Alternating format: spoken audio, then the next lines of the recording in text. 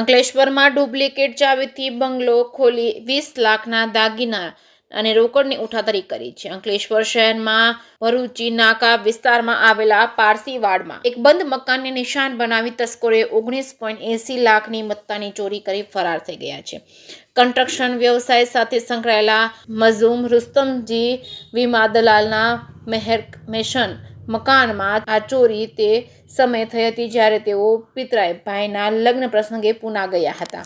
તસ્કરોએ મકાનના મુખ્ય દરવાજાનું તાળું તોડવાને બદલે ડુપ્લિકેટ ચાવીનો ઉપયોગ કરી પ્રવેશ કર્યો હતો અંદર અને તસ્કરોએ ઘરમાંથી રૂપિયા 16.80 લાખની કિંમતના 14 તોલા સોનાના પ્રાચીન અને પૂર્વ જૂના સમયના કિંમતી દાગીના તેમજ 3 લાખની રોકડ રકમ મળી કુલ 19.80 લાખનો મુદ્દામાલની ચોરી કરી રફુચક્કર થઈ ગયા હતા. ચોરીની જાણ થતાં શહેર પીઆઈ એલસીબી સહિતનો કાફલો ઘટનાસ્થળે દોડી આવ્યો હતો. પ્રાથમિક તપાસમાં મકાનનો દરવાજો તોડ્યા વિના માત્ર ચાવીથી ખોલીને થયેલી આ ચોરીમાં કોઈ નજીકના જાણભેદુ વ્યક્તિનો હાથ હોવાની આશંકા સેવાઈ રહી છે. જે કે સિંગુ સાથે કેતન મહેતા, ભરૂચ.